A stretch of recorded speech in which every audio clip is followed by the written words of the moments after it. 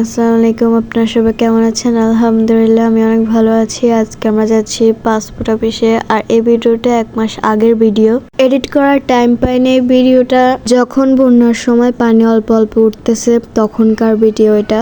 তখন মোটামুটি অনেক পানি ছিল ওখানে, আর আমরা দাঁড়িয়েছিলাম রিক্সার জন্য, কিন্তু একটা রিক্সাও যাচ্ছিল না এখান দিয়ে। এরপর আমরা ভাবলাম যে হেঁটে হেঁটে যাব, হেঁটে হেঁটে আর কত দূর যেতে পারবো। তাও আমরা হেঁটে হেঁটে যাওয়ার চেষ্টা করলাম। জুতা ভিজে যাবে দেখে খালি পায়ে আমরা চলার চেষ্টা করলাম। আর আমি খুবই ভয় পাচ্ছিলাম, আমি মনে করছিলাম এখানে সাপ থাকতে পারে, কিন্তু আল্লাহ মাফ করুক কোনো সাপ ছিল না এখানে। এরপর আমরা রাস্তা যতটুকু থাকে অতটুকুতে জুতা পরি, এরপর জুতা খুলে আমরা হাঁটি। এরপর আমরা ফাইনালি একটা রিক্সা পেয়ে যাই।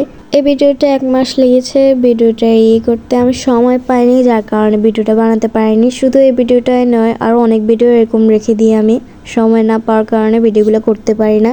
আমি মনে করেছিলাম বন্যার কারণে কোনো মানুষ থাকবে না, তাও আমি ওখানে অনেকগুলো মানুষ দেখতে পেরেছি। তবে রিক্সা সিএনজি এগুলো একটু কম ছিল।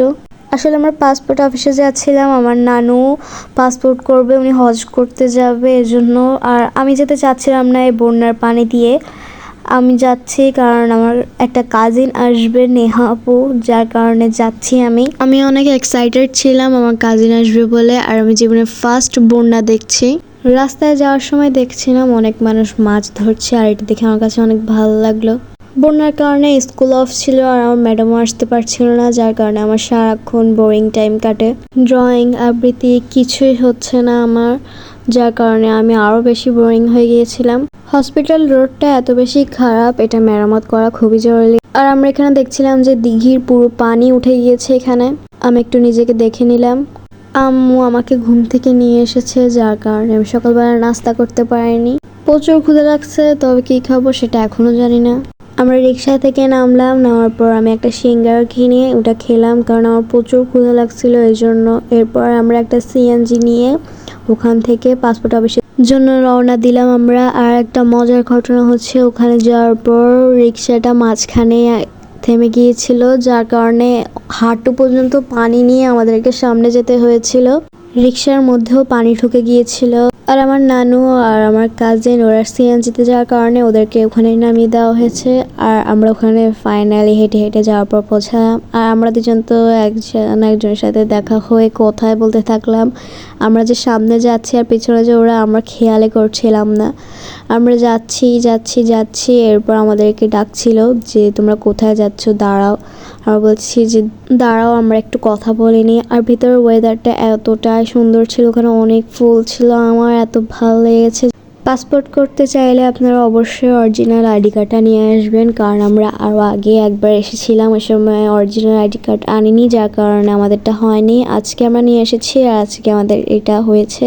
ভিতরে যে আমাদেরকে বেশি লম্বা লাইনে দাঁড়াতে হয়নি, কারণ বন্যার কারণে অত বেশিও মানুষ আসেনি, যার কারণে আমাদের দেরি হয়নি, আমরা খুবই তাড়াতাড়ি চলে আসতে পেরেছি। নানুর চোখে পাওয়ারই নেই, যার কারণে একটু সময় লেগেছে। এরপর আমরা এত সুন্দর জায়গা ছেড়ে বের হয়ে গেলাম। বের হয়ে আমরা এখানে কিছু ছবি তুললাম, ভিডিও করলাম। এই জায়গাটা এতটাই সুন্দর যে আমরা নিজেদেরকে কন্ট্রোল করতে পারিনি, আমরা দুইজনে ছবি তুলতে থাকলাম, ভিডিও করতে থাকলাম। এরপর আমরা ছবি তুললাম, অনেক মজা করলাম দুই কাজিন। আমরা ছবি তোলার জন্য দুই কাজিন দাঁড়িয়ে আছি, আমরা পোজ দিচ্ছি। এরপর যখন জানতে পারলাম যে ছবি তুলছে তখন নিজেরাই হাসলাম। এরপর আমরা দুই কাজিন মিলে ফড়িং ধরার চেষ্টা করলাম, শেষমেশ আমরা ধরতে পারলাম। ফড়িং ধরতে যেয়ে আমরা দুজন অনেক মজা করলাম, অনেক হাসলাম। আর এই ফড়িংটাকে ধরতে অনেক কষ্ট হয়েছে।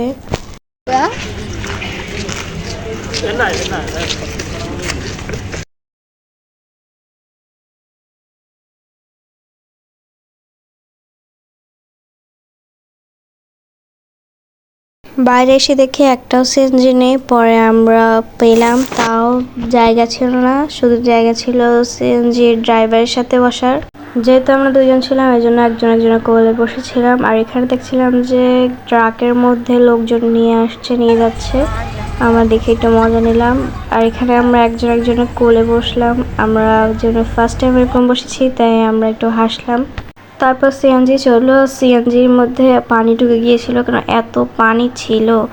এরপর শেষমেশ ওদেরকে বিদায় দিয়ে দিলাম। আজকের ভিডিও এতটুকু। আল্লাহ হাফেজ, ভালো থাকবেন।